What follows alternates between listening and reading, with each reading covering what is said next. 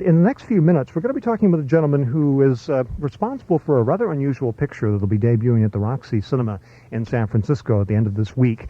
It is entitled Dances Sacred and Profane, and if I could ask Charles Gatewood to move a little bit closer to the microphone, because otherwise we probably won't be able to hear you too well.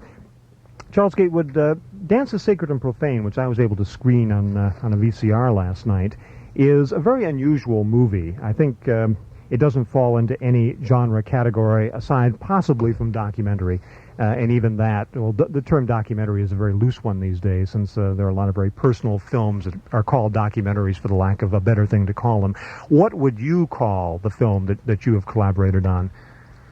Well, certainly it's a documentary. To give everyone an idea, imagine if the makers of Mondo Cane did a film about Diane Arbus at work.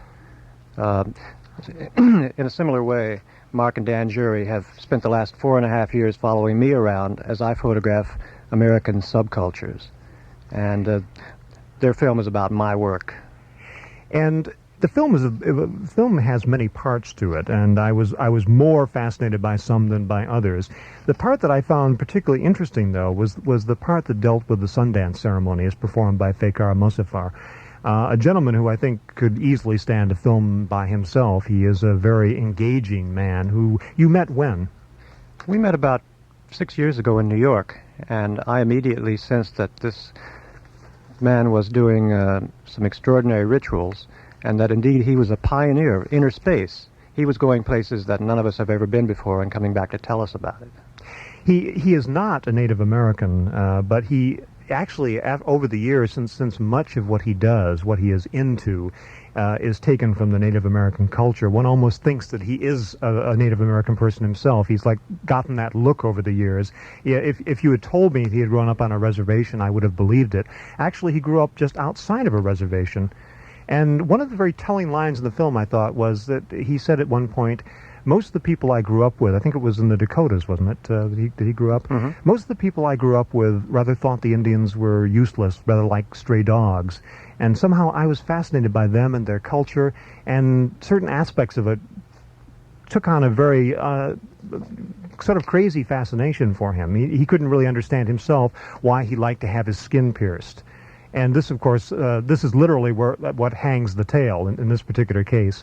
Why don't you go into a little bit of how you discovered Fakhar Mosafar's particular fascination for piercing his body and for really going into the Sundance of the Indians? Well, as you say, Fakhar really does steal the film.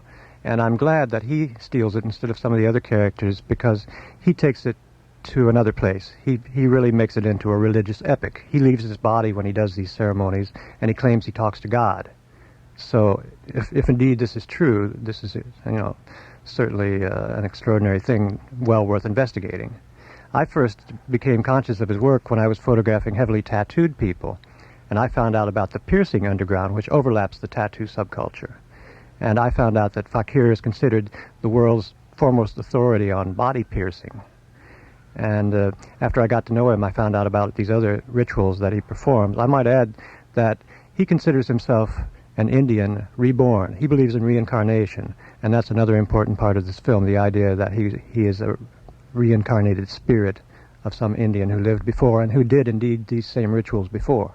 His name stems from when? That's an Indian name. Mm-hmm. A faker or a fakir is a person who does these feats of body magic and body play, using the body as a vehicle to go to other places.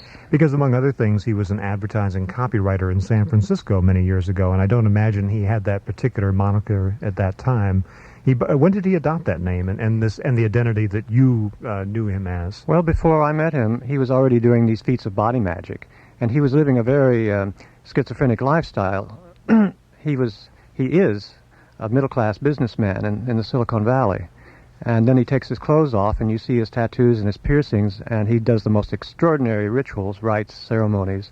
And you realize that for a long time this man led two lives. I suppose now he's officially coming out of the closet, so to speak. And he will be there in person Friday night after the 8 o'clock screening, the premiere, to answer questions and to tell more about his body play. We can only imagine that what he does would be for many initiates rather painful. As a matter of fact, what you did in the film, you briefly got on a bed of nails and couldn't sustain it for even 5 minutes, right? No, it hurt. But he does this seriously as a religious experience. I did it casually without the correct preparation and so on. Because there was another guy in the film who was his companion in the Sundance ceremony, who helped guide him through the most important part of the Sundance, who himself felt that he couldn't get through the bed of nails, and yet he held out a little bit longer, Yes. and then found that the natural opiates of the body take over, and somehow the pain doesn't matter. Yes, that's Jim Ward. He's an apprentice shaman. He's studying with Fakir. He's the student or the apprentice, and he said that he found just at the moment when he was ready to give up, if he surrendered to the experience, a gap opened, a crack opened, and he went through that gap, and he was suddenly okay, and he was at a place beyond pain. He had actually split his consciousness off from his physical body, and that's the point of this exercise. Is surrendering yourself to the experience something that you could ever imagine doing? Yes, indeed. I do that pretty much across the board in my work. I try to become what I photograph, and I do surrender myself to the experience, or else I can't really get into it. I want to become it. Do you think you're ever going to get back on that bed of nails? Perhaps. Pain is really not the way I would choose to transcend myself. There are other ways. But I am interested in transcendence and the idea of expanded consciousness and the idea that there are places and powers out there, or maybe in here, that we don't know about. And I'm fascinated by people like Fakir. I call him an astronaut of inner spaces. I'm fascinated that people are going there and bringing back their stories to show us. Now, you don't necessarily hold everyone that you study on the same level as No, Fakir. indeed. A lot of the people I photograph and work with are on a low level, and they manifest exactly that level and not much else. That's why I'm glad Mark and Dan Jury chose Fakir, because his work does exhibit a multidimensional and a spiritual aspect that I find is unusual and remarkable. And part of the film, in the very beginning of the film, there's a certain fascination with Mardi Gras, which you've documented for a while. Yes. Do you find much of this mere exhibitionism, mere party time? Well, it is about transcendence, even if that means getting drunk out of your head. At least you transcend your identity for a while. Mardi Gras is about becoming your fantasy. And that's fascinating to me as a photographer and an anthropologist, the fact that there's a socially sanctioned event where people are encouraged to leave their old identity behind for a day and become something else. And the question is this just a giant safety valve? Does it mean anything more than let's get drunk and party? Or is there really some kind of transcendence going on here on a higher level? Mardi Gras used to be an important religious event. It comes from the welcoming spring back, and people used to do the rites of spring in the fields. It was a very important religious event. Now it's become pretty much a secular, blow-it-all-out drunk party. But I think there still may be vestiges of that earlier sacred feeling. One thing that the juries capture in the film that I hadn't been aware of about Mardi Gras was that the authorities are so single-minded in bringing it to an end at midnight. It is controlled, very, very controlled. It would seem, though, that would be the worst time to possibly bring a party to an end at midnight. Why not just let it play its course until the dawn and then go to services for Lent or something? It would seem to be asking for trouble to try to break up the party at that point. Well, everyone who participates, I think, realizes quickly that you can do anything you want as long as you stay in line. But if you take off all your clothes or fight or break the rules, someone is going to take you out immediately. That control is always there. It's just quietly there. So when they say at midnight the party is over, the party is over. And that's really one of the only examples in mainstream American culture, probably, of that kind of almost the Latin festival.